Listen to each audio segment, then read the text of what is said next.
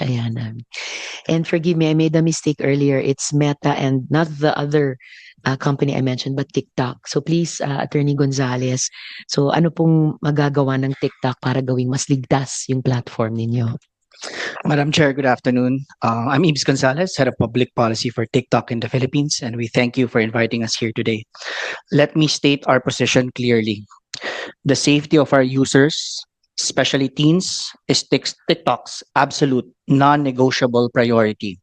We have zero tolerance for violent extremism, youth exploitation, or child abuse in any form. To protect our community, we enforce a multi-layered defense system. First are strict prohibitions. We completely ban violent and hateful organizations or individuals, including UN-designated violent extremists, to prevent our platform from being used to glorify violence or inspire copycat actions. Next are stricter safeguards for minors. We enforce separate, significantly more stringent content eligibility rules for our For You feed to prevent borderline or harmful material from ever reaching teens. And finally, proactive defenses. We combine cutting edge automated technology like computer vision and natural language processing with specialized human review teams to catch and remove violative content before it scales.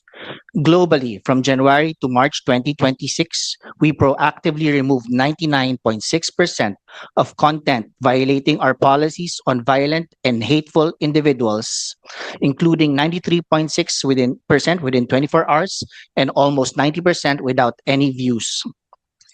However, we know that digital safety cannot be achieved in a vacuum.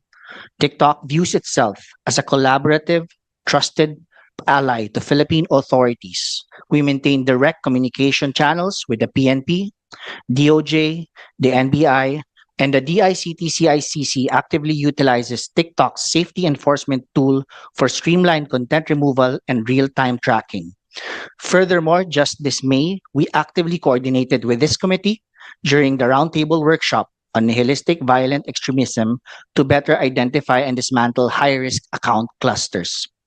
Moving forward, we advocate for digital policies grounded in objective data and inputs from experts rather than reactive approaches only.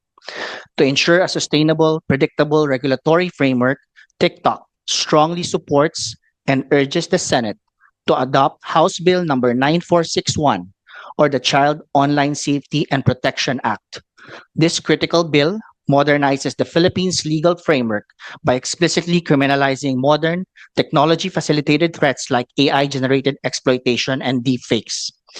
We do not want bad actors in our system, and we stand fully ready to work hand in hand with this committee and law enforcement to keep Filipino youth safe. Thank you, Madam Chair. Thank you, Attorney Gonzales. And